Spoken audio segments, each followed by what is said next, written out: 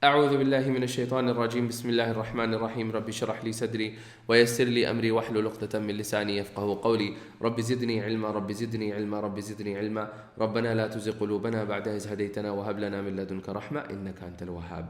Welcome to the first episode of Seerah with the kids. What's your name? Husna. And what is your name? Isa. Isa. And what is your name?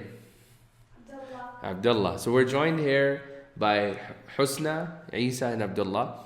And inshallah the idea is that we're going to do small lessons from the Seerah of Prophet ﷺ, bite-sized, learnable, practical tips that we can take home and implement in our lives, specifically for the young kids.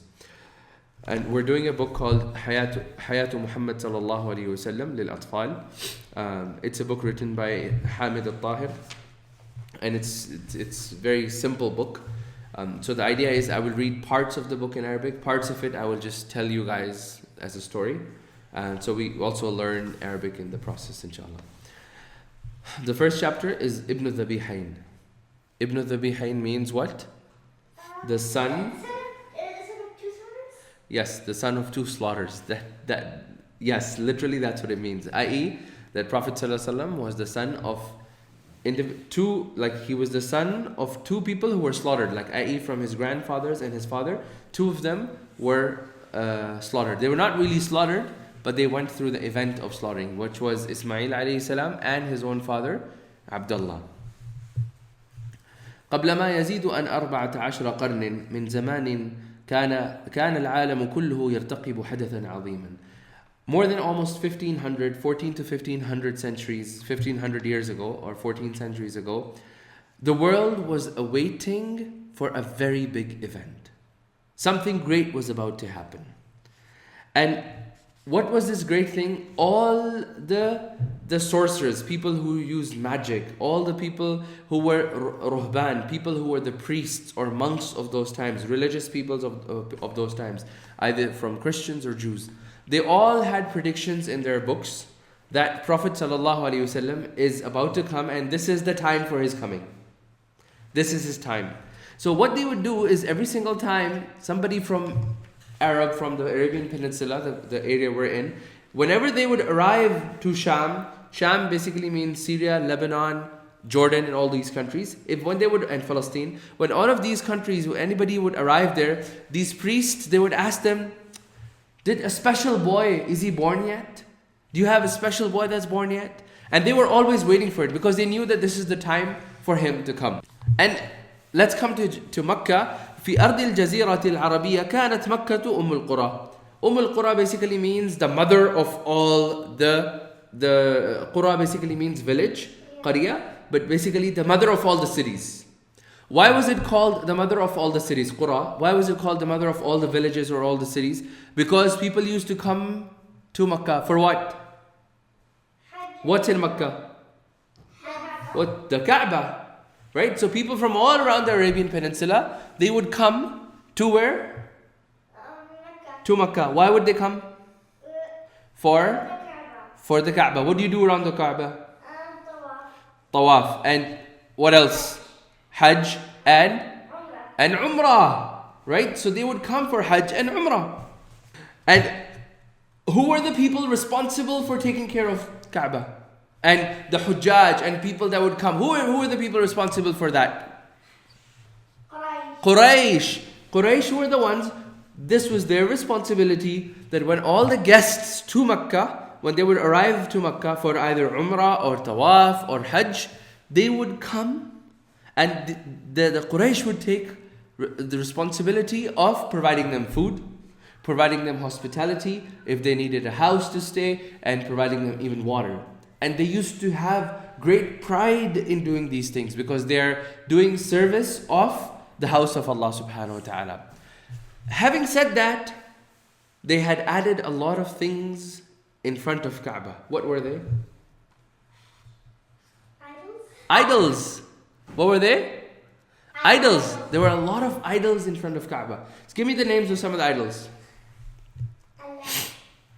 Allat. Yes. Give me a name. Uzza. Good. Wa Manat. Wa Hubal. Wa Isaf. Wa Na'ila.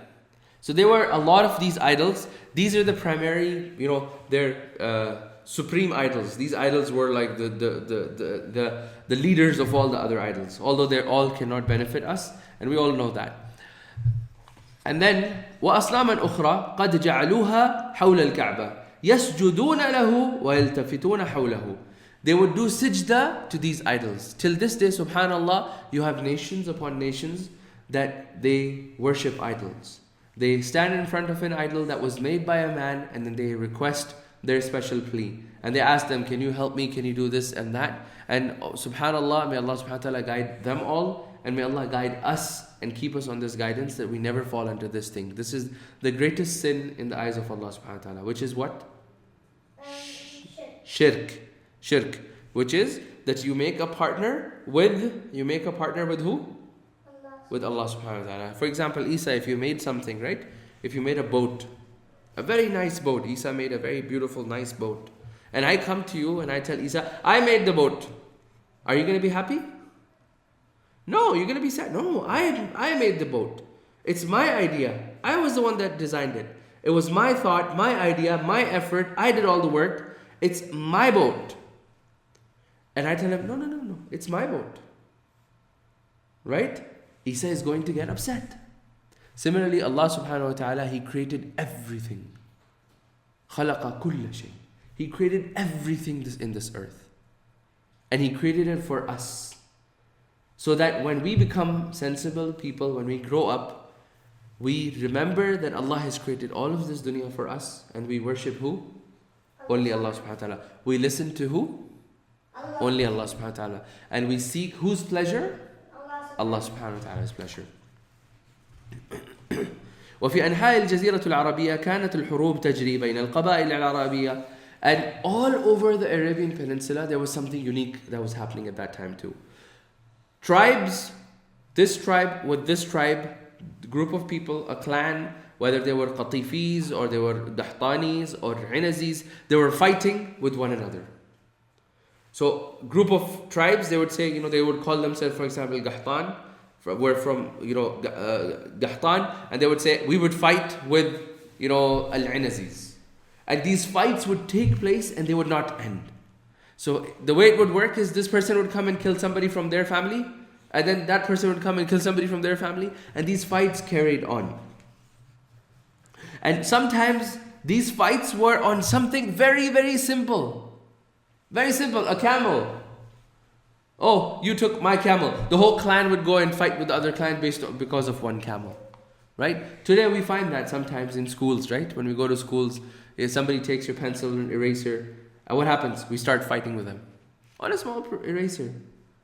Right? We can ask different ways to get the eraser back. We can ask the teacher. We can come home and tell the parents that this particular individual has done that. But there's no need to fight with that individual. فربما كانت الحرب بسبب حصان سبق الآخر. Sometimes the fight would sometimes be on, oh, your horse, it won the race, I gotta kill you. أو طمع من أحدهم في أرض آخر. Or basically they were building a house and this person had a piece of land. So imagine this table and you divide it in half. So the person would take some portion extra of the table and say, this is mine. The guy's like, no, this is mine. And they would fight on each other. They would fight and sometimes kill each other on these little things.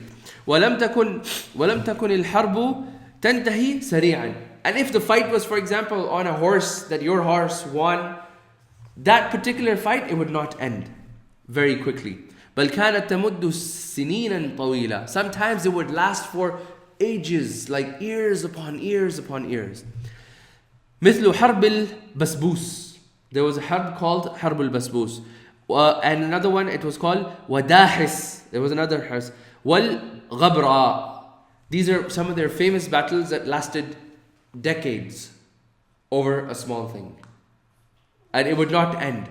Till this day, I know people, somebody in my office, they said, we went and we wanted to get married. This person, he wanted to get married to a specific girl. And this girl was from a different tribe. And the father of this girl said, we do not marry our daughters into this tribe. فَإِنَّهُمْ عَدُوٌّ لَنَا. They are our enemies. I still remember I was teaching a class and a student registers, students were registered in my class, and one of the Saudi students, it came, and the father of another student came and he said, can you show me the list of all the people that are in your class? So I showed him the list of all the people, all the students in my class. He looked at it and he's like, you have somebody from the Ghamidi family. My son cannot attend your class. We cannot have a person from Ghamidi family and a person from Faraj family under the same roof. It can't happen. So till this day, Arabs, they have these attributes and they carry them on for something that took place 200 years, and they just keep it inside of them. And that's the nature of people living in desert, right? It's a harsh environment. You have to take care of your small land, small water. If anybody comes and takes over it, you will die. So the nature of the desert required them to be such harsh people.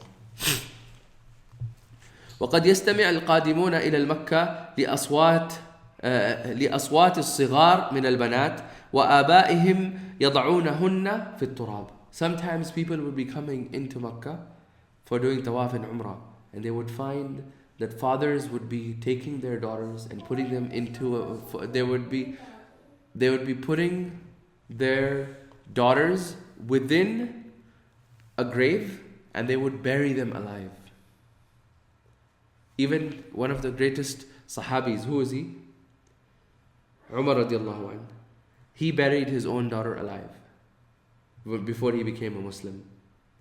And they used to consider, daughters, astaghfirullah, na'udhu billah, we cannot have a daughter. She's an insult to my community, my society. What am I going to say?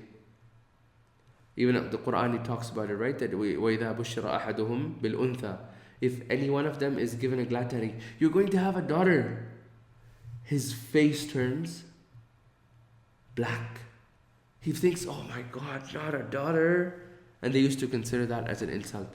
That's why Islam came and alleviated today. Till this day in India, millions of young girls are killed just because they are daughters. The parents, the minute they're born, the parents take them and they just throw them somewhere. Just kill them because they don't want daughters. ورغم هذه الصفات السيئة إلا أن العرب كانوا يتمتعون بصفات أخرى طيبة. Despite all these bad things, the Arabs, they used to have very, very good characteristics of those times. Even today, the best of the best Muslims don't have such characteristics. Kaljud, to be able to spend, not worry about how are you going to, if a guest comes over, give everything to your guest. Spending. Kaljudi wal karam, to be hospitable to your guests and anybody that enters. فَلَقَدْ عَرَفُوا كَيْفَ يُؤَدُّونَ لِلضَّيْفِ حَقَّهُ وَوَاجِبَهُ.